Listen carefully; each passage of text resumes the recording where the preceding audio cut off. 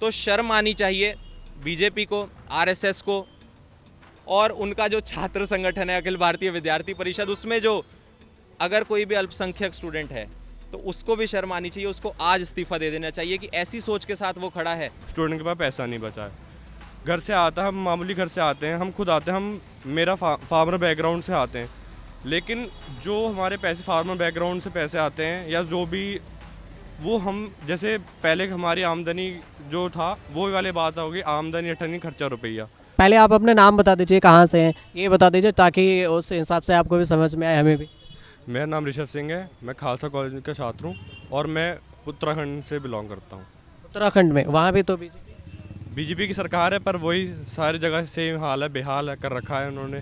हाल बेहाल है जी। रोजगार पे क्या होगा 24 में? मुद्दा क्या रहेगा, रोजगार या जातिवाद या धर्म, कास्ट का भी आ रहा है, कास्ट। जो बीजेपी का संचलन रहा है, जो भी हम देखते हैं, वो जातिवाद को हमेशा आगे रखते हैं, पर जो स्टूडेंट की राय रहती है, हम स्टूडेंट को हमारे मुद्दे चाहिए, लेकिन जो ये सरकार है हमारे मुद्दों में खड़े होना ये वाजिब नहीं समझते।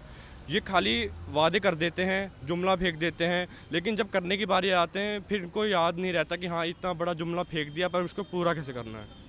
तो यही सरकार का हाल रहा है, और जब से सरकार आई है बस वादे करते रही है, लेकिन उसको काम करना, पूर्ण विराम देना उस काम को, वो भूल जाते हैं। लेकिन 10 साल तो होने वाला है, अब 10 साल में तो सरकार आ रही है, 5-5 साल में अगर ऐसा होता तो फिर बीजेपी को लोग लाते ही नहीं। देखिए अब यही बात है ना कि वादे इतने बड़े कर देते हैं, झांसे में लेना। इस सरकार, मैं फिर से कहूँगा, इस सरकार को लोगों को झांसे में लेना बहुत बखूबी आता है, झांसे में ले लेते हैं। हम स्टूडेंट्स को भी कई वादे करते हैं, लेकिन आज आप महंगाई देख लीजिए, उस महंगाई की मार एक आम स्टूडेंट भी बहुत झेल रहा है। स्टूडेंट अपने घर से आता है, यहाँ पे हॉस्टल की फ़ीस भरने लायक स्टूडेंट के पास पैसा नहीं बचा है, घर से आता है, हम मामूली घर से आते हैं, हम खुद आते हैं, मेरा फार्मर बैकग्राउंड से आते हैं, लेकिन जो हमारे पैसे फार्मर बैकग्राउंड से पैसे आते हैं या जो भी, वो हम जैसे पहले हमारी आमदनी जो था वो वाली बात होगी, आमदनी अठन्नी खर्चा रुपया। खर्चे बहुत बढ़ गए हैं, सरकार उसकी तरफ ध्यान ही नहीं दे रही है। स्टूडेंट्स अब यहाँ पे आके पढ़ाई करें या खर्चे के बोझ तले दबे। तो ख्वाब ज़्यादा दिखाते हैं क्या, काम कम करते हैं, ऐसा है क्या? ख्वाब ज़्यादा दिखाते हैं पर काम उनसे खुद नहीं हो पाते हैं, बस ख्वाब दिखाना उन्हें आता है। बीजेपी वाले तो कहते हैं कि हमने कॉलेज के लिए, स्टूडेंट्स के लिए हॉस्टल फ़ी कम कर दिए, हमने बहुत सारे सुविधाएं दी है, रोज़गार दिए। अभी हाल ही फिलहाल में इन्होंने निकाला था जीएसटी हॉस्टल फीस पे भी लगा दी है। बच्चा अब आता है, बच्चा एक तो पैसे भरे, उसके बाद जीएसटी अब हॉस्टल फीस पे भी भरे, तो ये कहाँ का न्याय है? मेरा नाम युवराज सिंह है, मैं रामपुर उत्तर प्रदेश का रहने वाला हूँ और अभी कैंपस लॉ सेंटर का फर्स्ट ईयर का स्टूडेंट हूँ। राय देखिए, राय तो आपको एक तरफ़ा सभी स्टूडेंट्स की, सभी छात्रों की पता लग रही होगी कि इस सरकार के झांसे में आने को अब ये स्टूडेंट्स दिल्ली यूनिवर्सिटी के या इस देश के तैयार नहीं हैं। कहीं ना कहीं हम देख रहे हैं कि पहले 2014 में, उसके बाद 2019 में मूर्ख बनाने का काम जो हमारे माननीय प्रधानमंत्री जी ने किया देश की जनता को और हम छात्रों को, इस बार मुझे नहीं लगता कि वो चीज़ फिर से हो पाएगी। जैसा कि हम देख रहे हैं कि श्री राहुल गांधी जी, वो भी ज़मीन पर पूरे तरीके से उतरे हुए हैं। रोज़ हम देखते हैं कि वो कहीं ना कहीं कभी छात्रों से मिल रहे हैं, कभी महिलाओं से मिल रहे हैं, कहीं किसी फैक्ट्री के वर्कर से मिल रहे हैं, कभी किसानों से मिल रहे हैं। सबकी दिक्कत परेशानियां जानने की वो कोशिश कर रहे हैं, और देश की जो जनता का भरोसा है कहीं ना कहीं वो राहुल गांधी जी के ऊपर बन रहा है। और मुझे आशा है कि बदलाव की किरण 2024 में देखने को मिलेगी और इंडिया गठबंधन की सरकार है। यूपी में, आप यूपी के रहने वाले हैं, यूपी में बाबा बहुत आजकल चर्चा में है। बाबा को लेकर क्या है, बुलडोज़र बाबा भी लोग कहने लगे हैं कि बुलडोज़र जब मन तो चलता है। देखिए, बुलडोज़र वाली तो बड़ी शर्म की बात है और लोग इसमें गर्व करते हैं। जब बुलडोज़र वहाँ ज़रूरत पड़ती है जहाँ किसी देश की जो न्याय व्यवस्था है वो ध्वस्त हो जाए। क्या माननीय योगी आदित्यनाथ जी को किसी ने अधिकार दिया है न्याय देने का? जी नहीं। उनको अधिकार है कानून बनाने का। वो तो सीएम है, कहते हैं न्याय क्या है, वो अन्याय के खिलाफ ही तो बुलडोज़र चला रहे हैं, ये कहते हैं। तो फिर जो हमारे यहाँ इतनी सारी कचहरियाँ, कोर्ट बने हुए हैं, बंद कर देते हैं। जितने हमारे न्यायाधीश हैं उनको छुट्टी पे भेज देते हैं। ऑर्डर तो कोर्ट से ही लाते होंगे। नहीं, कोर्ट से, अब अगर मैं कोर्ट के खिलाफ कुछ बोलूँगा तो वो फिर गलत हो जाएगा। मगर कहीं ना कहीं जो हमने एक फ़ैसला पहले देखा था कि एक जज साहब थे जिन्होंने एक मंदिर और मस्जिद का डिस्प्यूट था उस पर एक फ़ैसला दिया था, उसके बदले उन्हें एक राज्यसभा की सीट मिल गई थी। तो अब वो बातें मैं करना नहीं चाहूँगा, मैं करूँगा फिर कहीं आएगी जी कोर्ट के खिलाफ मैं कुछ नहीं बोलना चाहूँगा। कोर्ट में नहीं चलेगा, लेकिन बाबा के काम के बारे में क्या कहेंगे?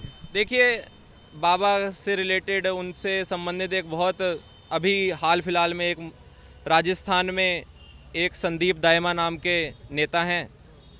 यूपी के मुख्यमंत्री योगी आदित्यनाथ जी स्टेज पे बैठे हुए हैं और संदीप दायमा ने बयान दिया कि जी इस क्षेत्र में जितने गुरुद्वारे और मस्जिद हैं वो हमारे लिए नासूर हैं, इन सबको उखाड़ के फेंक दो। और योगी आदित्यनाथ जी उसके ऊपर तालियां बजा रहे थे। हाँ, योगी आदित्यनाथ अभी राजस्थान भी गए तो उन्होंने कह रहा था कि अगर कांग्रेस की सरकार बनी रही तो फिर ये तालिबानी सोच पैदा करेगी।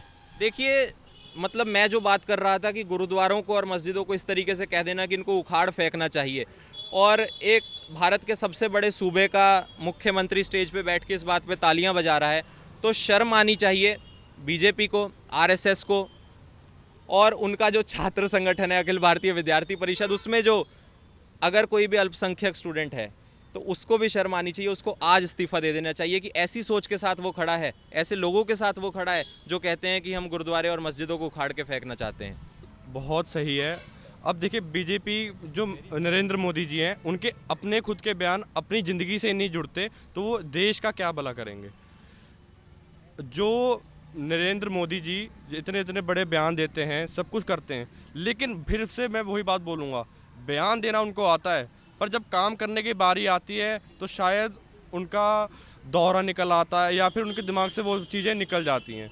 अब जो इंसान पहले आप ही ने उनको करप्ट बोला हो, आप ही ने उनकी खिलाफत की हो कि जी ये बंदा सही नहीं है, ये ऐसा है, वो इंसान उनके बीजेपी ने एक चला रखा है कि हमारे पास एक पाठशाला है जी, एक किताब है, वो पढ़ लीजिए, हमारी में आ जाइए, आपके सारे पाप धुल जाएंगे। मैं माइनॉरिटी से बिलोंग करता हूँ, अल्पसंख्यक समुदाय से हूँ, और जो 2014 के बाद देश का माहौल बदलता मैंने देखा है। एक समय पे इस देश का प्रधानमंत्री सिख रहा, और आज के समय में बात यह है कि अगर ज़रा सी अपनी आवाज़ उठाएं, कहीं अपना कोई मुद्दा उठा दें, तो किसी को 2 मिनट नहीं लगते हमें सर्टिफिकेट देने में, जी ये तो खालिस्तानी है।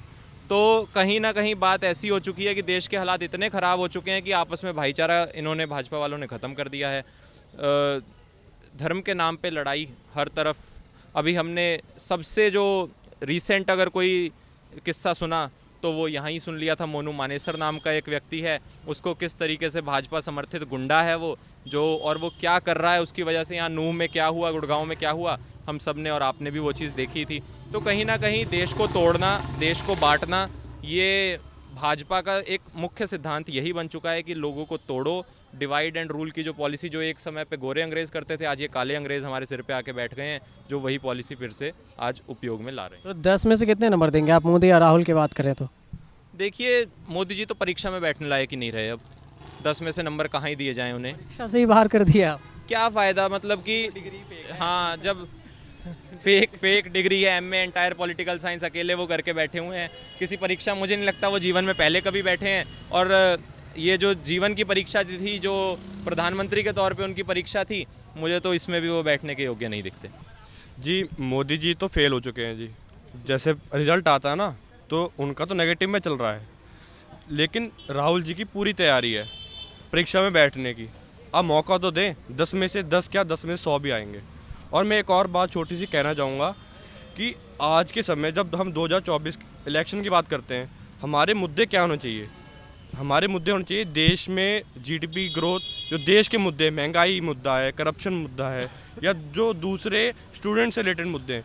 लेकिन हमको ये सोचने में मजबूर कर दिया गया है जातिवाद, धर्म, निरपेक्षता। तो बस आप इसी से अंदाज़ा लगा लीजिए कि बीजेपी ने हमारा माइंडसेट किस तरह डाइवर्ट कर दिया है। मैं अपनी बात बस यही रखना चाहूँगा कि झांसे वाली सरकार को बस इतना ही हो गया, अब आप चले जाए। मोदी जी 10 में से नेगेटिव मार्किंग चल रहे हैं।